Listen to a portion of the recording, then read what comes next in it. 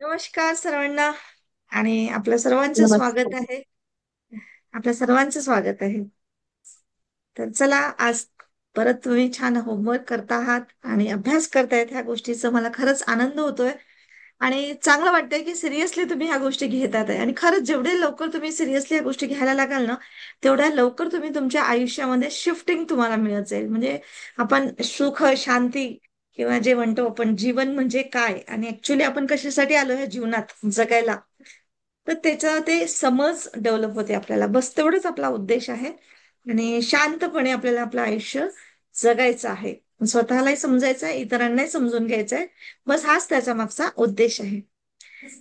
तर काल आपण शिकलो, अ, म्हणजे आपल्या भावना, म्हणजे काय, म्हणजे इमोशनल क्वोशंट म्हणजे भावनिक बुद्धिमत्ता काय आहे, हा विषय चाललाय सध्या आपल्याला. त्याच्यातला आपण म्हणजे भावनिक बुद्धिमत्ता म्हणजे आपण त्याचा अनुभव घेणं, आपल्या भावनांचा अनुभव घेणं आणि त्याचा उपयोग आपला विचार आणि आपले वर्तणूक जी काय असेल रोजच्या जीवनामध्ये, त्याला तिथे उपयोगांना किंवा मार्गदर्शक म्हणून ठरवणं, याच्यासाठी आपण त्याचा उपयोग करतो. आणि स्वतःच आणि इतरांच्या पण भावनांचं समायोजन करतो, म्हणजे समजतो.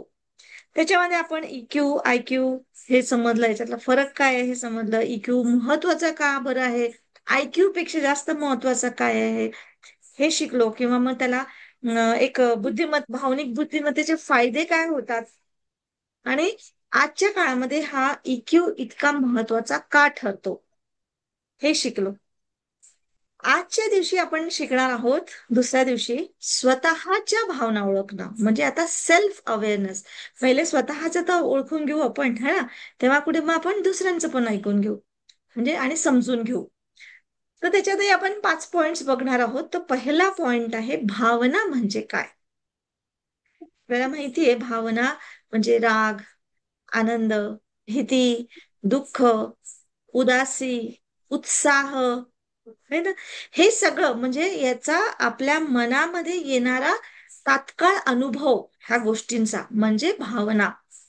म्हणजे आपल्याला समजतं की हा राग आला आहे किंवा हा आनंद होणं, त्याने एक वेगळं फिलिंग येतं अगदी. म्हणजे आपल्याला स्वतःलाही नाही माहित राहत की हा कधी राग येईल, कधी आनंद येईल, किंवा कोणत्या वेळेस मला भीती वाटेल. किंवा मग कधी कधी आपल्याला काही काही वेळेस हे समजूनही राहतं की पर्टिक्युलर त्यावेळेस मला भीती वाटते किंवा पर्टिक्युलर त्यावेळेस मला राग येतो. कोणी मला असं म्हटलं ना, तर बस त्यांचा एक शब्द काफी असतो, मला इतका राग येतो, मी इतकी चिडून जाते. असंही असतं. कधी कधी आपल्याला समजत नाही की मला राग का बरं आला नाही, आणि एवढ्याशा गोष्टीसाठी नेमकं त्याच वेळेस, अशा तर किती नंतर रिपिटेशन गोष्टी झाल्या तरी मला राग आला नाही, आणि असं का बरं राग आला. म्हणजे ह्या भावना आपल्यामध्ये तत्काळ येतात कधी कधी, किंवा कधी कधी आपल्याला काही गोष्टी ठरवून येतात. पण ऍक्च्युली भावना अचानक येतात आणि त्यांना ओळखून आपण त्याला योग्य प्रतिसाद देणं, ही खरी कला आहे आपल्या जीवन जगण्याची. म्हणजे आपण ऍज अ ह्युमन बिंग म्हणून आपल्याला बुद्धी मिळालेली आहे, आपल्याला विचार मिळालेले आहेत. तर ह्या भावनांचं काम आहे वाहनं, त्याला हे नाहीये, समज त्याला नाहीये भावनांना. पण विचार आहे, बुद्धी आहे, त्या परिस्थितीला म्हणजे ओळखण्याची जी म्हणजे कॅपॅसिटी आपल्यामध्ये आहे. तर ह्या सगळ्या गोष्टींना ओळखून किंवा समजून, ह्या भावनांना समजून घेणं, म्हणजे तशा पद्धतीने मग त्याला योग्य प्रतिसाद देणं, ही खरी कला आहे आपले जीवन जगण्याची. कारण जीवनामध्ये बघा, आता तुम्हाला रस्त्यावर जाताना खाच खडगे काच दिसतील, चिखल दिसेल, तर कधी काही पडलेलं दिसेल, कधी फुलं पण दिसतील. फुलांवरूनही जावं लागेल आपल्याला, काही सांगता येत नाही. तर हा जीवनाचा खेळ आहे. पण याच्यावरून कशा वेळेस, कोणत्या वेळेस कसं चालायचं, किंवा आपल्याला वाचवून कसं चालायचं, कशी मस्ती पण करायची. जर फुलांचं मस्त असेल, कार्पेट असेल, तर मस्त आरामात बिना चपलीने चालायला मजा येईल आपल्याला. हो ना, तिथे चप्पल घालायला आवडत नाही. कुठे चप्पल घालायची, कुठे कशा पद्धतीने बूट घालायचे. पहाडावर चढलं तर बूट जास्त चांगलं, तिथे हिलची चप्पल नाही घालू शकत. तेच आपण कोणत्या फंक्शनला गेलं तर आपल्याला हिलची चप्पल चांगलं वाटेल, तिथे आपण बूट नाही घालत. पण अशा पद्धतीने हे त्यावेळेस त्यांची परिस्थिती ओळखून आपण आपल्या जीवनाच्या पाऊल वाटेवर आपण चालतो.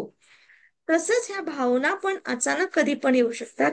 पण त्याला ओळखून योग्य प्रतिसाद देण्याची कला ही आधीपासूनच आपण शिकलो, तर प्रत्यक्ष जीवनामध्ये जेव्हा येतं, तेव्हा आपल्याला ते सोपी जातं.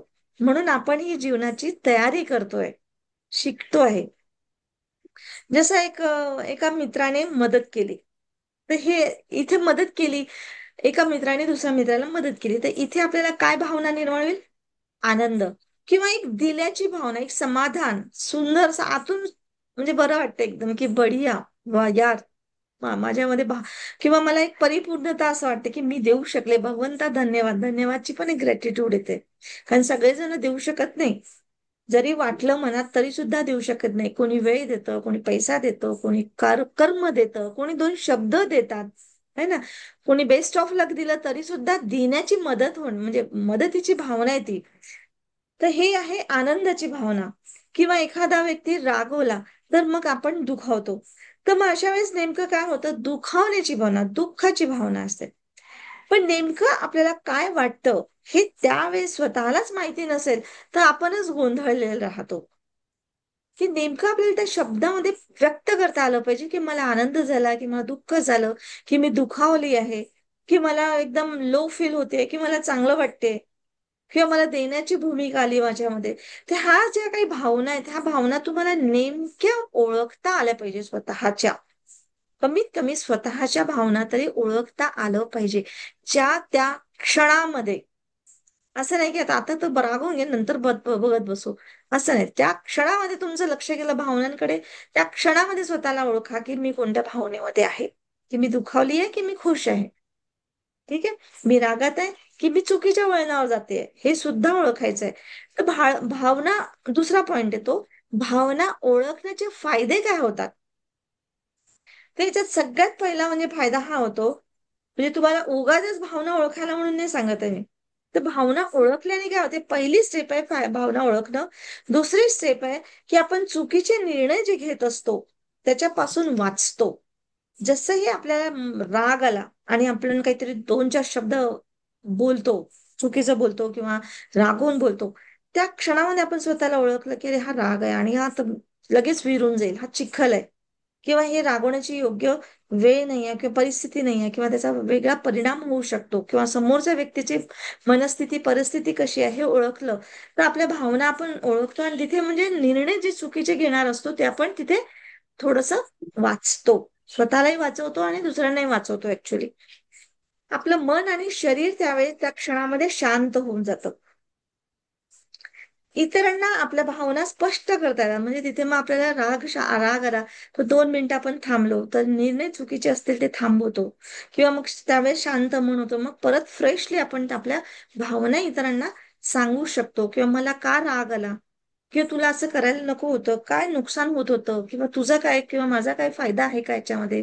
हे सगळं वेळ वाया, आपल्या शरीराची एनर्जी वाया, किंवा जे काही आपल्याला समजवत आलं असतं, किंवा जे काही आपल्या भावना स्पष्ट करता आलं असतं, ते करता येतात, जर आपण आपल्या भावना ओळखलं तर. लोभ आला तरी सुद्धा आपल्याला तिथे भावना आपली ओळखता आली पाहिजे, की हा लोभ आहे. याच्याने तणाव कमी होतो. लोभाच्या याच्यामध्ये जाऊन पण आपण तणावामध्ये येतो. राग तर आहेच आहे तणावयुक्त, पण इव्हन लोभ किंवा द्वेष, ईर्ष्या, हे सुद्धा तणाव निर्माण करणाऱ्या भावना आहेत. आणि जसं तुम्ही आपल्या भावना ओळखल्या तसंच तुमचा आत्मविश्वास पण वाढतो. म्हणजे तुम्हाला समज येते आतमध्ये, की मला हे करायला पाहिजे किंवा नाही पाहिजे. म्हणजे जशा पद्धतीने तुम्ही निर्णय घेतला तसा तुमचा आत्मविश्वास वाढतो. आता हे बघा, असं याचं जरुरी नाहीये की सगळ्या भावना मी तुम्हाला प्रत्येक वेळेस सांगत असते, की जरी राग म्हटलं, द्वेष म्हटलं, ईर्ष्या म्हटलं, हे आपल्याला वाटतं निगेटिव्ह भावना आहे. पण कोणत्या परिस्थितीमध्ये आणि कोणत्या इंटेन्शननी तुम्ही ह्या भावना वापरतात त्याच्यावर खूप डिपेंड आहे. जसं मी अहंकार पण ही भावना सांगितली होती. अहंकार हा प्रत्येक वेळेस वाईटच असतो असं नाही आहे. काही वेळेस म्हणजे अहंकार तुम्हाला उभं पण करतो. बिलकुल अहंकार नाही तर मग तो तुम्ही तर ताटपणाने उभं पण नाही राहू शकणार. स्वतःची महती स्वतःला पण माहिती आहे, पण स्वतःला ओळखणं, की ही माझी, मी जास्त हे सांगतोय तर पण ठीक आहे, ओळख निर्माण करणं आवश्यक पण आहे आपल्याला, कारण आपण भौतिक सामाजिक जीवनातही आहोत, है ना. तर हे सगळं ओळखल्यामुळे आपला आत्मविश्वास आपला वाढतो. आता एक उदाहरण सांगायचं म्हणजे, जसं एखादा म्हणजे एक मुलगा परीक्षा झाली की, परीक्षा आली त्याची, तर तो आपल्या आईला म्हणतो की आई मला भीती वाटते, परीक्षेची भीती वाटते, किंवा एकदम धडधड वाटतं, हातपाय थरथरतं, कोणाची तब्येतच बिघडून जातं, पोटात गुडगुड व्हायला लागतं, टॉयलेटला जायला लागतं बरेचदा, असं बरेचदा भीतीमुळे होतं. काही काही ना. तर मग अशा वेळेस त्यांना म्हणजे आपण अशा पद्धतीने विचारू शकतो की ठीक आहे, ही काय आहे? ही भावना आहे. कशाची? ही भीतीची भावना आहे. कशाची भीती आहे? परीक्षेची भीती आहे. तर परीक्षेची भीती का बरं वाटतं? तर कुठेतरी स्वतःचा कॉन्फिडन्स कमी असतो, की माझा अभ्यास झाला नाही. तर ठीक आहे, चला आपण अभ्यास करूया, चला आपण तयारी करूया. किंवा काय काय खास येऊ शकतं, एवढं खास आलं तरी सुद्धा तुला आणि काय खूप मागे लागलं पाहिजे, खूप ह्याच्याने सुद्धा म्हणजे सगळी भावना आपली ज्या मागची आहे अजून पॉझिटिव्हिटी ती सगळी क्लिअरली आपण त्याच्याशी बोललं पाहिजे. म्हणजे आई बोलू शकते किंवा त्याची भीती अशा पद्धतीने ती घालवू शकते. आणि त्या मुलाच्या लक्षात आले की ही भावना माझी भीतीची आहे. आणि भीतीची भावना काही क्षणासाठी असते. भावना अशाच आहेत ह्या परमनंट नाही आहेत कुठल्याच भावना. ह्या भावना येतात आणि जातात. कधी कधी आपली परिस्थिती बदलते म्हणून भावना येतात किंवा भावना येतात म्हणून परिस्थिती बदलते. तर ह्या भावनांना आपल्या ताब्यात ठेवण्यासारखं आपल्याच हातामध्ये आहे. त्याच गोष्टीची आपण हे सगळी गोष्ट तयारी करतो आहोत. ते आता भावना आली तर आपण त्याला बंद व्हायला किंवा त्याला त्याच्यापासून दूर व्हायला किंवा त्याच्यातून निघायला काय काय करायला पाहिजे. ठीक आहे. तर आता भावना ओळखायची आहे तर उपाय पण मिळेल. तर तिसरा पॉइंट आहे की आता स्वतःला प्रश्न विचारायचं की आता मला नेमकं काय वाटतं. ज्या वेळेस मनात भावना आली तर की स्वतःला प्रश्न विचारा की मला नेमकं काय वाटतं आहे. तर हा राग आहे की फक्त थकवा आहे. मी भावना मला आली कुठून? कुठून येते? तर कशी काय येऊ शकते? तर हा राग कसा म्हणजे होऊ शकते की माझी चिडचिड याच्यासाठी आहे की मी थकलेली असेल किंवा मला असं वाटतं की कुणी मला ओळखत नाही. मी इतके दिवसभर काम करते. जर असं आता मला लेटायला आलं आणि त्याच्यात लाईन गेली, तरी पण हे लोक मला असं कामं सांगतात किंवा येऊन डिस्टर्ब करतात किंवा असं करतात. कोणी मला विचारत नाही. म्हणजे चिडचिड, चिडचिड, राग, राग, राग, राग. पण ऍक्च्युली तो राग आहे का? तो दिवसभराच्या कामाचा थकवा तर नाहीये किंवा ती जो तुम्हाला गरमी झाली किंवा ते तुम्हाला शांती नाही मिळाली. होऊ शकते घरामध्ये चिडचिड किंवा घरामध्ये आणखी छोटे बच्चे झाले, खूप डिस्टर्ब होऊन राहिलं. काहीतरी कारण होऊ शकतं किंवा दुसरंच काहीतरी अजून काहीतरी नुकसान झालं. तर त्याच्यातही आणखी आपलं तर अशा वेळेस आपल्याला काही भावना मला आली कुठून? नेमकं मला काय वाटतंय? ही प्रश्न विचारायचा आहे. जसं ऑफिस मधला पण एक व्यक्ती नेहमी चिडचिड करत असतो. त्यांनी मला म्हणजे स्वतःला म्हणजे विचारायचं ऑफिसमध्ये पण सच की नेमकं झालं काय? मला का बरं राग आलाय? तिथे तर त्याच्या कामाची वेळ असते. पण होऊ शकते त्याला भूक लागली असेल कदाचित किंवा घरात काहीतरी गडबड झाली असेल किंवा त्याला आज तब्येत काहीतरी बरोबर नसेल, डोकं दुखत असेल किंवा काहीतरी दुखणं खुपणं असेल, त्याच्यामुळे त्याची कदाचित चिडचिड असेल. तर तो स्वतःला विचारायचं त्यावेळेस की मी माझ्या मनामध्ये अशा काय भावना झाल्यात निर्माण किंवा मला नेमकं काय वाटतं की खरंच मला राग आला का? कारण भावना कशा असतात, काहीतरी परिस्थितीमध्ये तुमच्या घडतं आणि तुम्हाला त्या भावना येतात रागाच्या किंवा द्वेषाच्या, लोभाच्या किंवा प्रेमाच्या सुद्धा. काय झालं माझ्या याच्यामध्ये चेंज? हे विचारणं स्वतःला खूप म्हणजे जरुरी आहे. मग जसं मला राग आला, तर राग खरंच राग आला, की मला भूक लागली आहे. इव्हन ते सुद्धा होतं. भूक लागली किंवा वेळेवर जेवण नाही मिळालं तरी सुद्धा चिडचिड होते. तर चिडचिड कशामुळे झाली मला? खूप जास्त काम झालं, माझी तब्येत बघा बरी नाही, तरी सुद्धा चिडचिड होते. तर त्या गोष्टीसाठी तब्येत बरी नाही तर मला डॉक्टरांना फोन करायचे किंवा माझी औषधं किंवा रेस्ट करले पाहिजे थोडंसं. तर त्याच्यात मी राग आणण्याचं काही कारणच नव्हतं. ठीक आहे. किंवा राग आला तरी स्वतःला बघणं आणि तिथे थांबवणं. थांबवणं म्हणजे जाणलं तरी ते थांबतं. तुमचं जाणणं महत्वाचं आहे. त्याच्यानंतर रोजची सवय रात्री झोपताना तरी किंवा सकाळी उठताना तरी दररोज 2 मिनिटं तरी का असेना डेली जर्नलिंग करा. म्हणजे लिहा की आज आपण दिवसभरामध्ये कोणकोणत्या भावना आपल्यामध्ये आल्या आणि कोणत्या वेळेस आल्या. रागाच्या आल्या, प्रेमाच्या आल्या, कशाच्या आल्या. म्हणजे हळूहळू आपल्याला त्या भावना ओळखण्याची क्षमता वाढेल. कोणकोणत्या भावना आल्या आणि त्या भावनांवर मी कशी वागले किंवा काय केलं. है ना. आज मी दुपारी स्वतःवर काहीतरी झालं, फोनवर मी आला अचानक फोन आला, मी फोनवर बोलते ती समोर शुभी पण बसली होती. तर काही गोष्टी मला समजवत होत्या, काही गोष्टी नाही समजत होत्या. तर मी तिला इशारा केला की तू बोल. म्हणजे सन लाईफ बिर्ला सन लाईफची पॉलिसीचं काहीतरी होतं. तर ती मला इशाऱ्याने नाही असं सांग तसं सांग, कारण ती तशी बोलत होती याच्यासाठी की फ्रॉड पण आजकाल खूप मेसेजेस देतात. तर मग ते सगळं म्हणजे तुमचं कॉल रेकॉर्ड होतो, तुमचं असं होतं, तुमचा सगळा डाटा जातो, असं तसं वगैरे वगैरे असं काही होतं. पण मी तो बेला सनलाईफ मधून चांगले प्रॉपरली बोलत होते ना, व्यवस्थित लोक बोलत होते. प्रत्येक वेळेस आपण नाही शंका घेऊ शकत. पण ती तिचं समोरून बोलणं, असं बोल तसं बोल. आणि मला ते समजत होतं, कारण कानाला एक वेगळा आवाज होता, तिचा इशारा काहीतरी वेगळा दिसत होता. ते म्हटलं तू बोल नाही नाही, तू बोल, तू बोल. म्हणजे ती मला माझ्याकडनं. पण ते दोन्ही मिसमॅच होत होतं शेवटी. शेवटी म्हणजे मी अगदी म्हणजे तिला हे म्हंटल की एक मिनिट, नीता रामटेके. आणि हा, तुम्ही जॉईन झाल्याबरोबर आपला माईक म्यूट करून टाकायचा. ठीक आहे, कारण लगेच इथे आवाज येतो आणि सगळ्यांना डिस्टर्ब होतो. ठीक आहे नीता. हा, तर आपल्या माईक कडे सगळ्यांनी लक्ष देत चला की आपला माईक चुकून ओपन तर नाहीये. हा, तर अशा पद्धतीने मला म्हणजे मग नंतर तो फोन कट झाला आणि ती म्हणाली की असं नाही बोलायला पाहिजे, एवढं नाही माहिती द्यायला पाहिजे असं. कारण मी अगदी तो नाव श्रद्धाचं नाव घेऊन वगैरे व्यवस्थित बोलत होता, तर मी पूर्ण व्यवस्थित माहिती देत होते, खरी खरी. तर ती मला शिकवत होती की असं नाही बोलायला पाहिजे, असं नाही करायचं, एकदम सगळं खरं खरं एकदम नाही सांगायचं, किंवा असं असं आजकाल फ्रॉड असतं, असं असतं तसं असतं. तर मग मी एकदम म्हणजे थोडंसं रागवूनच बोलले तिला की मी एवढंच होतं, तुला तर म्हंटल ना मी बोल म्हणून, मग का नाही बोलली तू? प्रत्येक गोष्ट मीच कर, तुला काहीच करायला लागत नाही, असं काहीतरी बोलली. धडकन तिने ठेवला आणि चालली गेली. तिला जायचं होतं बाहेर, जाता जाता माझा फोन आला म्हणून ती थांबली. ती चालली गेली. मी स्वतःला हे केलं की माझं काही चुकलं का, किंवा माझं काही झालं का. तर म्हटलं ठीक आहे, नाही समजली मी तिची भाषा, नाही समजली वाटलंच तिच्यासाठी म्हणून मी रेकॉर्डिंग पण बटन दाबून दिलं बोलता बोलता, की समजा तिला नंतर काही आलं तर रेकॉर्डिंग मेसेज ऐकू शकेल. पण नंतर ती मग आली घरात, तुम्ही बोललेच नाही.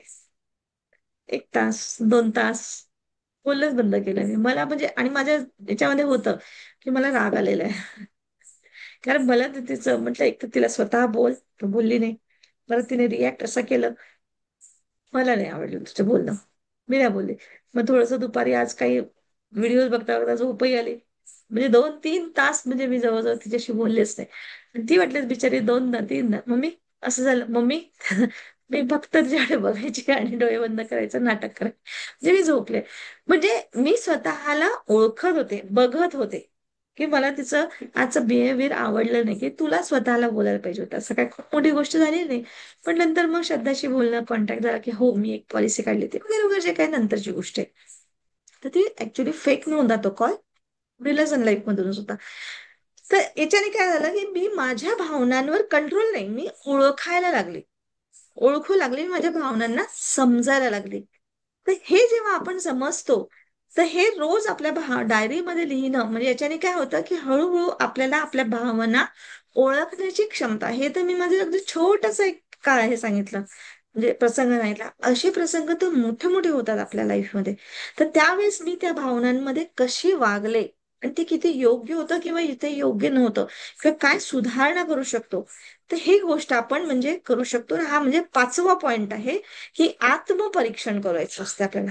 आत्मपरीक्षण म्हणजे छोटा त्याचे सराव, रोजच्या छोट्या छोट्या गोष्टीमधून छोटे छोटे सराव करायचे असतात आपल्याला. याला स्टॉप पद्धती म्हणतात. स्टॉप, STOP, म्हणजे थांबवायचं स्वतःला. तर ही पद्धत कशी? S म्हणजे स्टॉप, म्हणजे थांबव. जे काही आलं, तुम्हाला राग आला, ईर्ष्या आली, लोभ आला, किंवा जे काही आलं, त्या गोष्टीला अवेअर व्हायचं पहिल्यांदा, आणि तिथे स्टॉप, थांबवायचंय. बोलणं बंद, किंवा जे काही आहे, विचार बंद, भावना बंद, एकदम नाही. Take a breath. T, ST, T म्हणजे टेक अ ब्रेथ, म्हणजे श्वास घ्या तिथे. म्हणजे पॉज करायचंय आपल्याला, थांबायचंय. आणि त्याच्यानंतर जसं तुम्ही थांबलं, ब्रेथ घेतली, तसं ओ, ओ म्हणजे ऑब्झर्व करायचंय की आपल्या भावना बघा तिथे. हे एका सेकंदाचं, एका मिनिटाचं हे सगळे म्हणजे प्रोसिजर आहे बरं का. पण मी तुम्हाला थोडस लांबवून किंवा स्पष्टीकरण करून सांगते. STOP, ओ म्हणजे ऑब्झर्व, आणि पी म्हणजे नंतर मग प्रोसीड, म्हणजे शांतपणे कृती करा, प्रोसेस करा, ऍक्शन्स घ्या. की काय करायचंय, काय करायला पाहिजे, बोलायला पाहिजे की बोलणं थांबवायला पाहिजे, की तिथून निघून जायला पाहिजे, की सडेतोड उत्तर द्यायचं. म्हणजे याचा अर्थ मी हेही नाही म्हणते की तुम्ही दबून राहा किंवा पळून जा तिथून, असं नाही.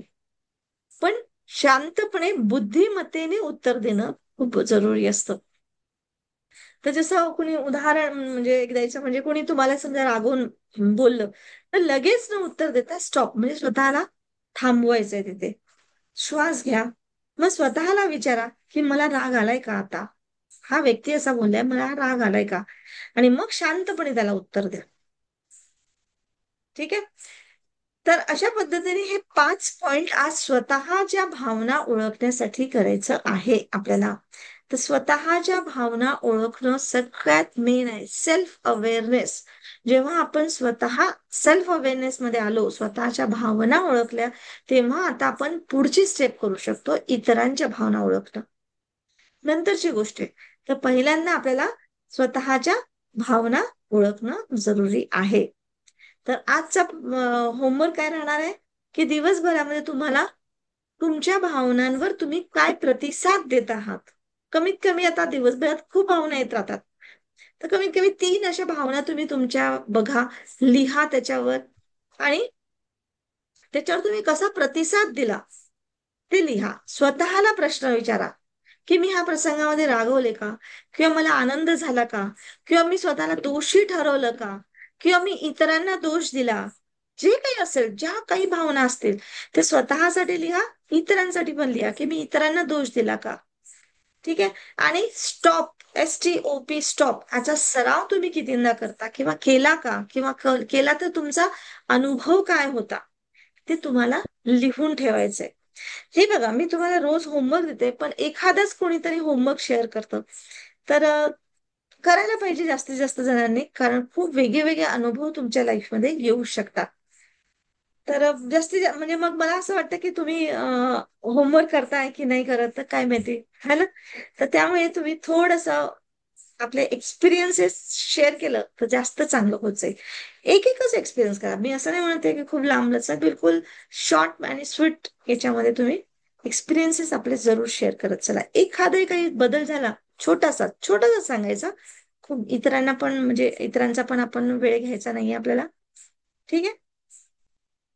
अच्छा, तुला म्हणजे फोर्थ पॉइंट कोणता होता ते सांगायचंय? अच्छा.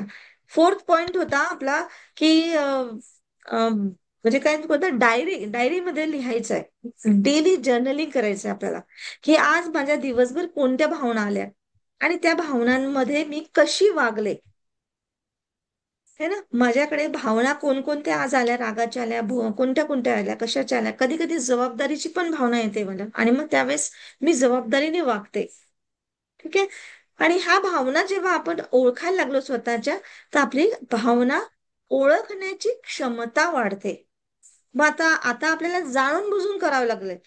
पण मग असं झालं तर मग काही दिवसानंतर तुम्हाला इतकी सवय होऊन जाते, की ते आपोआपच तुम्हाला जाणीव व्हायला लागते, की ही मी कोणत्या भावनेमध्ये आहे. ही योग्य आहे की नंतर म्हणजे नाही आहे, हे नंतरचा भाग अजून. पण पहिले ओळखा तसंही. मग त्याला बदलवता कसं येईल हे म्हणजे आपोआप जसं तुम्हाला ओळखता आलं ना, की बरोबर तुम्हाला नंतर समजायला लागतं. ठीक आहे. तर जर्नलिंग जरूर करा. काही दिवस तुम्हाला लिहिण्याची प्रॅक्टिस करणं खूप गरजेचं आहे. आज बघा, मी ही प्रॅक्टिस केली म्हणून आज मी तुमच्यासोबत बोलू शकते, कारण माझ्याजवळ पॉइंट्स असतात, लिहिलेले असतात आणि मी केलेलं असते. तर म्हणून मला ते आज तुम्हाला सांगायला किती सोपं गेलंय, आहे की नाही? तर तसंच तुम्ही पण करत चला. म्हणजे तुम्हाला समजलं की मग तुम्ही पण इतरांना सांगू शकता. ठीक आहे. तर चला, आज आपण हे करूया, मेडिटेशन घेऊया.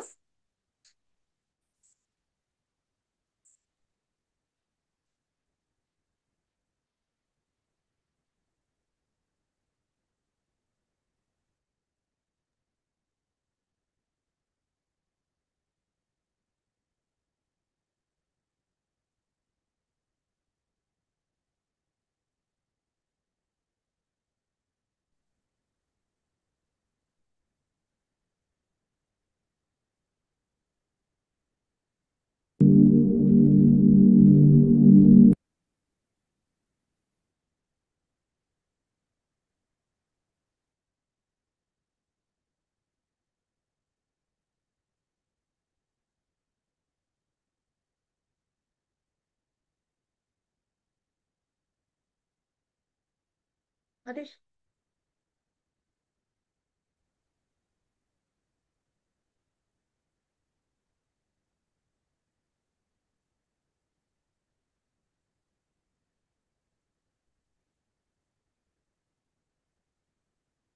शांतपणे बसा. So how much do you earn? 42 lakhs per annum. 42 lakhs. That is your salary. Yes. What do you do?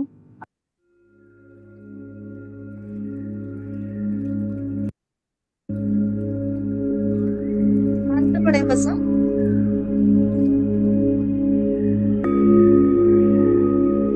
आज आपण भावना निरीक्षण याचं मेडिटेशन घेऊया. की आपल्या भावनांचं निरीक्षण कसं करायचं आहे.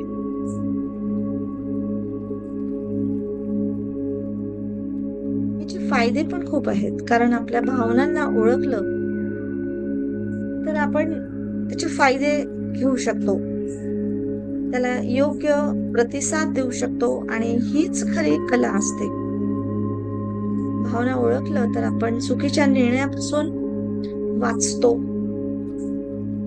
आपलं मन शरीर शांत होतं, आपल्या भावना पण स्पष्ट करता येतात इतरांच्या समोर, आणि आपला तणाव कमी होतो, आत्मविश्वास वाढतो.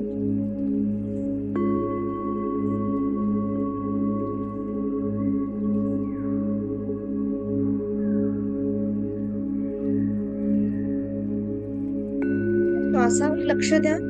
खोल श्वास घ्या.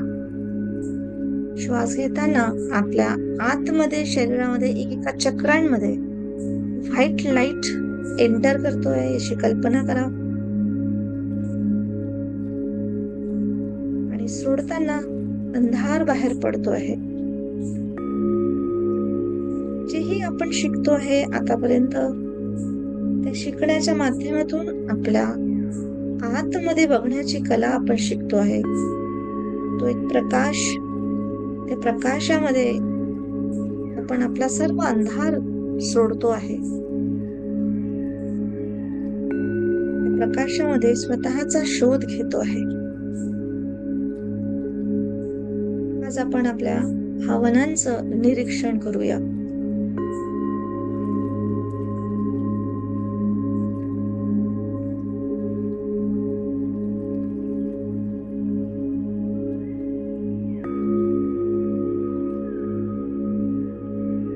तुमच्या मनात कोणते विचार चालू आहेत हे बघा.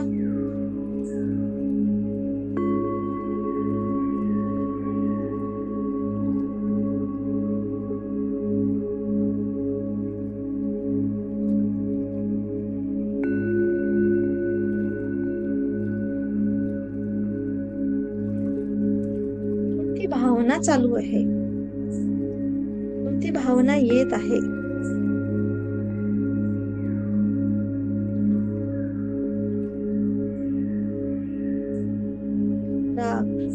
आनंद, काळजी, चिंता,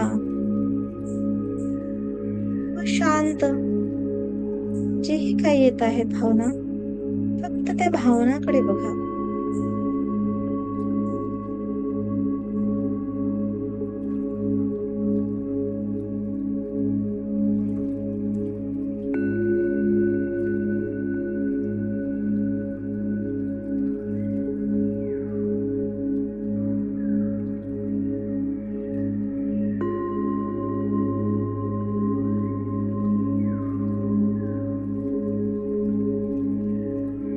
भावनांना नाव द्या.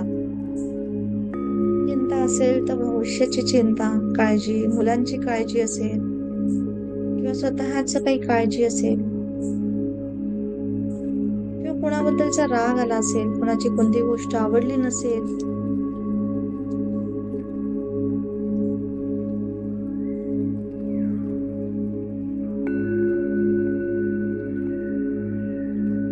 तर त्या गोष्टीकडे लक्ष द्या.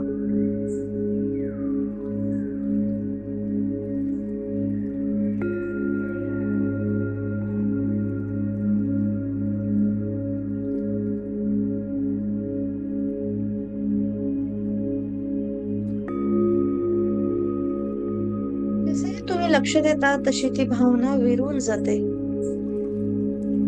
निघून जाते, आणि तुम्ही अलर्ट होता.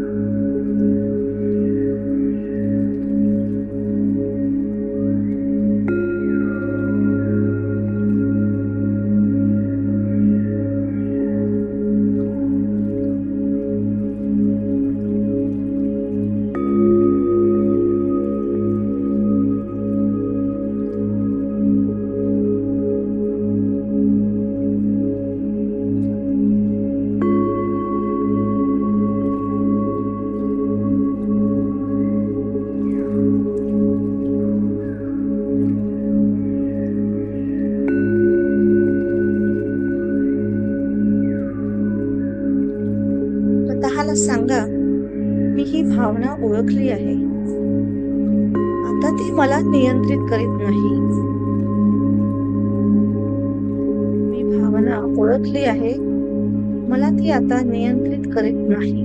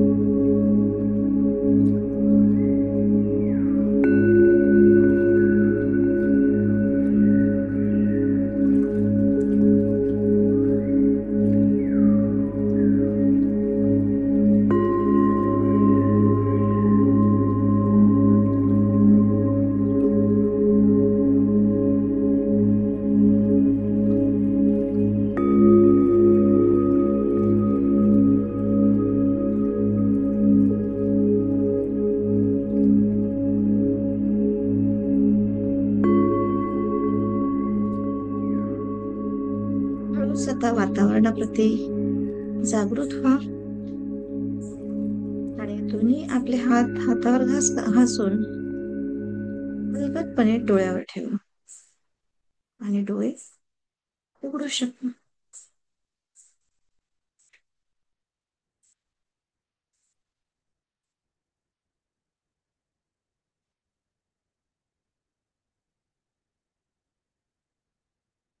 येस.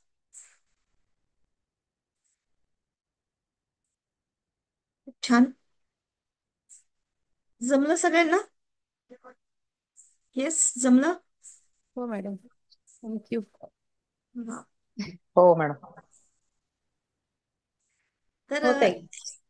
येस, तर हे मेडिटेशन आपल्याला चालता बोलता, म्हणजे आता मी म्युझिक लावली किंवा आता आपण बसलो, वेळ काढलं, तर तसं करायची गरज नाही. प्रत्येक वेळेस तुम्हाला जस्ट कामही करताय, 2 मिनिटं बसा, स्वतःकडे बघा, भावनांकडे बघायचं की मी आता कोणत्या भावनांचा विचार करते आहे किंवा कोणत्या भावना येत आहेत.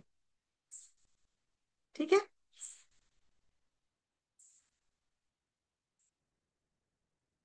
तर मी इथे थांबवते आहे.